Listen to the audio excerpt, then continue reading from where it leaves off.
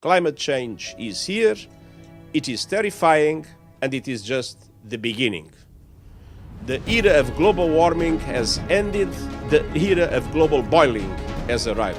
The problem is that those who need to make the decisions are kicking the can down the road. There are growing calls for rich nations to compensate poor nations for the damages they've suffered as a result of climate change. For millions, home is now the side of the road or a hastily thrown together camp. One of the most powerful storms on record has brought widespread flooding and landslides to southern Malawi.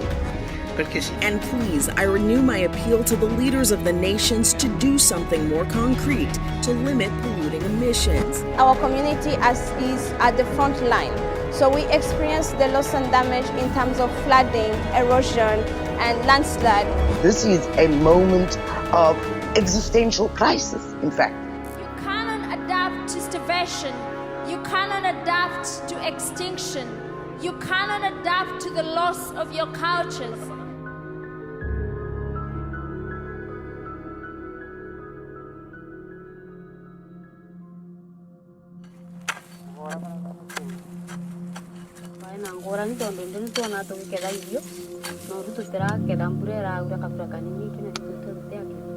I think we have to realise we haven't been good neighbours.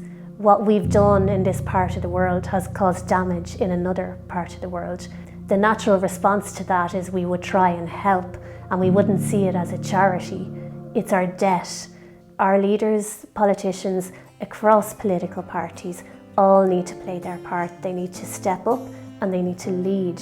And one of the key issues that we're focused on is the need for financing to deal with the losses and damages that are being experienced from climate change. We demand that governments who has caused the climate crisis and made those who are least responsible for this crisis pay for it.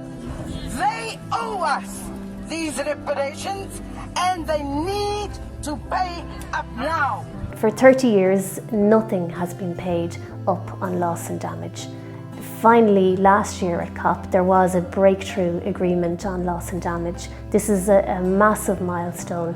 So we got an agreement to establish the fund, but now we need to establish it, and now we need to get money into the fund. So all eyes will be on the upcoming COP. We need to see this new fund established swiftly. Well, I think the Irish negotiators should champion the establishment of the fund and to establish it with urgency. When we've been through different crises, the North finds the money. We had a financial crisis a few years ago. They managed to bail out the banks immediately. We've just come through COVID. They found enough money to subsidize the fossil fuel industry. When there's a war, they find money for wars. This is about finding the funding for justice. So I would like to see Irish government standing together and making a commitment that they're able to meet, like the same way that Scotland stood up in Glasgow, because that was the first country to be like, we don't understand what is loss and damage or what's loss and damage finance, but we know there's a problem, we need a solution. Here's the bucket of money. You go find action to reduce loss and damage in your own context. You know, you can't but start thinking that the lives of people living in the global south is expendable.